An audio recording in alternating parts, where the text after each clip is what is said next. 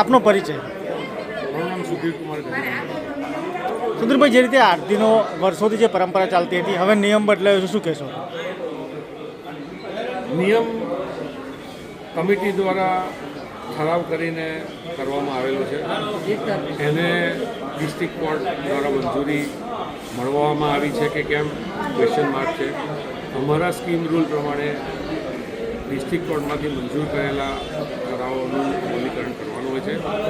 અમને ગઈકાલે એક પત્ર દ્વારા સૂચિત કરવામાં આવ્યા કે આવતીકાલથી તમારે બધી જ આરતી નીચેથી ઉતારવાની રહેશે. ચલો રોલ છે. સાહેબ, એક નિર્ણય લેવામાં આવ્યો છે કે હવેથી જે આરતી છે તે આરતી નીચે ઉભા રહીને થશે. કઈ રીતના નિર્ણય લેવામાં આવ્યો છે? પહેલા તો આપના માધ્યમથી સર્વ ભાવિક ભક્તોને જય રણછોડ. જ્યારે મીડિયા મંદિરમાં કોઈ સુધારો વધારો થતો હોય ત્યારે એને એક ફરી નવો વિવાદ, રણછોડજી મંદિરમાં એક નવો વિવાદ, આ શબ્દ બોલવામાં આવે છે. મંદિર કોઈ વિવાદી વસ્તુ નથી. મંદિર ભાવિક ભક્તો માટે છે અને વૈષ્ણવની સુવિધા માટે છે. પહેલા તો એ ખુલાસો કરી દઈએ. જ્યારે અહીં કોઈ પ્રસંગોપાત જ્યારે મીડિયા કર્મચારીઓ આવતા હશે ત્યારે એ અગાઉની એક પૂનમ વખતે હું જ્યારે મેનેજરમાં હતો તે વખતે કોઈ લસણ ડુંગળીવાળી નાસ્તાની અહીં ઘડી વ્યવસ્થા થઈ રહી હતી મીડિયા તરફથી. તો અમે એવું કહ્યું કે ભાઈ મંદિર પરિસર છે, ડુંગળી લસણ ના ખવાય તો સારું. એના લઈને થઈને પણ કેટલાકને મનદુખ થયું છે અને એટલે રણછોડજી મંદિરને માધ્યમ બનાવવામાં આવ્યું છે. બીજી વસ્તુ કે જ્યારે કંઈક પ્રશ્ન બને છે ત્યારે મંદિર કમિટી અને સેવકો બધા વૈષ્ણવોની સુવિધા માટે જ વ્યવસ્થા કરતા હોય છે અને પણ એને ટ્વિસ્ટ કરીને એના સગાવાદને પોષવા માટે, અમુક માણસોને પોષવા માટે અને મંદિરના વ્યવસ્થાને ટ્વિસ્ટ કરી અને અલગ ફેરવવામાં આવે છે. આજે જે વ્યવસ્થા કરવામાં આવી છે ઠાકોરજીના શ્રીઅંગની સાચવણીના ભાગરૂપે છે. શ્રીઅંગના સાચવણીના ભાગરૂપે આરતી દૂરથી એટલે કે નીચે ઉતરીને સન્મુખ ઉતારવાની એની જોગવાઈ સ્કીમો પણ કરવામાં આવેલી છે કે સન્મુખથી આરતી કરવાની છે. એટલે જે વારાદારી છે, આરતી તો જે સમય થાય છે એ સમય થઈ છે. ઠાકોરજીને એનો પરિશ્રમ ના પડે. અને પુષ્ટિ સંપ્રદાયમાં પણ 3.5 આટાની આરતી છે. મને ખબર છે ત્યાં સુધી ઠાકોરભાઈ સંચાવાળા તરીકે ઓળખાતા 3.5 આટા આરતી કરતા હતા. અત્યારે તો 2 આરતીઓ ગવાય છે. ત્યાં સુધી ઠાકોરજીને એ એક પગે ઉભા રહે છે અંગૂઠા ઉપર આરતી દરમિયાન, એવો ભાવ છે પુષ્ટિ સંપ્રદાયનો. તો ઠાકોરજીને વધારે પરિશ્રમ ના પડે એટલા માટે 3.5 આટાની આરતી હતી. પણ એ ભાવ સેવકો જાળવતા નથી. અમુક સેવકો એ જાળવવો જોઈએ અને દૂરથી ઠાકોરજીને એનું જે અગ્નિ પ્રગટે છે એની ગરમી ના લાગે અને ઠાકોરજીના શ્રીઅંગને નુકસાન ના થાય. વચ્ચે ઉભા રહીને આરતી ઉતરતી હોય છે એટલે લોકોને પણ એમને કોઠાના દર્શન કરવા પડે છે. ઘણા વૈષ્ણવ અમને ફરિયાદ પણ કરતા હોય છે કે વચ્ચોવચ્ચ આવીને આરતી ઉતારે છે, એમના દર્શન, એમની પીઠના દર્શન કરવા પડે છે.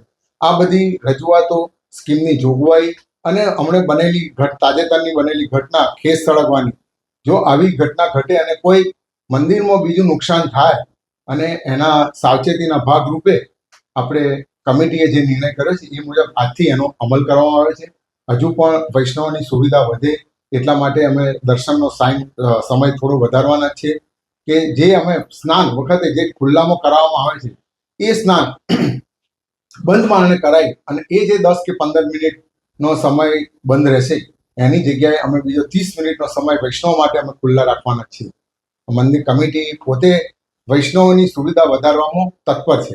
સાહેબ, જે રીતના લેટર ઇસ્યુ કરવામાં આવ્યો છે અને મંદિરની આરતીનો જે ફરમાન કરવામાં આવ્યો છે કે નીચે રહીને ઉતારવો પડશે, એમાં એક સ્પષ્ટપણે ઉલ્લેખ કરવામાં આવ્યો છે કે કોઈ સેવક વારાદારીનો ખેસ ભર્યો માટે, નહીં કે તમે આ જે ભગવાનની જે વાત કરી રહ્યા છો કે ભગવાનને તાપ પડે છે કે એવી કોઈ જ બાબત લેટરમાં ઉલ્લેખ કરવામાં નથી આવ્યો. બીજી વાત કે જે રીતના વિડીયો સામે આવ્યો છે, જો એ વારાદારી કદાચ સિંહાસન ઉપરથી ખસી ગયા હોત તો આ સમગ્ર બાબત ના ઘટી હોત. આરતી ઉતારનારના અર્થમાં હોય છે અને કઈ જગ્યાએથી આરતી ઉતારવી એની આંખો પણ ખુલ્લી હોય છે. એટલે ભૂલ આરતી ઉતારનારની જ ગણાય. પ્રાથમિક દ્રષ્ટિએ જોઈએ તો એ આરતી પર આવ્યા નથી. આરતી એમની સામે લઈ ગયા છે તો થોડીક દૂરથી ઉતારી લીધી હતી તો આ ઘટના ના ઘટી. રહી વાત ચર્ચાની, આ બધી ચર્ચા, બધા પાસા સેવા પ્રકાર બધી ચર્ચા સેવક ટ્રસ્ટી બીજા ટ્રસ્ટીઓની આગેવાનીમાં ચર્ચા કર્યા પછી આગેવાનો સાથે પરામર્શ કર્યા પછી આ નિર્ણય કમિટી લીધો છે. સાહેબ, તમે વિવાદની વાત કરી રહ્યા છો. વિવાદ એટલા માટે મીડિયા પ્રસાર કરતી હોય છે કે તમારા જે નિર્ણય હોય છે તેને ચેલેન્જ આપવા માટે બીજો એક વર્ગ છે, જેવા કે આજે પણ વિવાદ એટલા માટે કહીએ છે કે સેવક વારાદારીઓએ આ તમારા નિર્ણયને વિરોધ કર્યો છે, માટે અમે વિવાદ કરીએ છીએ, નહીં અમે કોઈ દ્વેષભાવ રાખતા. સેવક વારાદારીનો વિરોધ એટલે કે જેમને મીડિયા સામે રહેવાનો, પોતે પિક્ચરમાં આવવાનું જેને શોખ છે એ લોકોને આનો વિરોધ થવાનો છે, કારણ કે ઇન્ટરનેશનલ લેવલે પ્રસારિત થતું થઈ ગયું છે. ઇન્ટરનેટ મારફતે આપણે મંદિર લાઈવ દર્શન કરાવે છે અને એને લીધે થઈને પણ જો નીચે આવીને આરતી કરે તો એ મીડિયા સમક્ષ ના આવી શકે, એટલે એમનું દુઃખ થતું હોય એટલે વિરોધ કરતો હોય. બાકી ઠાકોરજીની પ્રણાલિકા અને વૈષ્ણવના હિતાર્થે જે નિર્ણય લેવો છે બહુ સારો છે. આજે પણ અમને એના મેલ પ્રાપ્ત થયા છે હિન્દીમાં, અને એમણે પણ વખાણ્યું છે કે આજે ઉપર ઉભા રહેતા ઓછા થઈ ગયા છે, એ ઘણી સારી બાબત છે. સાહેબ, ગોસાઈજી જે પરિવાર છે તે પરિવારને આરતીનો હક છે, શું હવે એ લોકોએ પણ નીચે ઉભા રહીને આરતી કરવી પડશે? આરતીનો જે નિર્ણય થયો છે એ દરેક જણને સ્પર્શે. મંદિરની કમિટીના ઠરાવ મુજબ હવે દરેક આરતી સન્મુખથી નીચેથી જ ઉતરશે. સાહેબ, જે ભક્તો છે તેમને આરતીના દર્શન નથી થતા, નીચેથી કરવામાં આવે છે તેવું પણ કહેવામાં આવ્યું છે, જણાવ્યું છે. એ વાત અસ્થાને છે. આરતીના દર્શન થાય છે અને દ્વારકાથી મળીને બધી જ જગ્યાએ સન્મુખથી નીચેથી જ આરતી થાય છે. કોઈ જગ્યાએ સિંહાસન પર ચડીને આરતી કરવામાં આવતી નથી.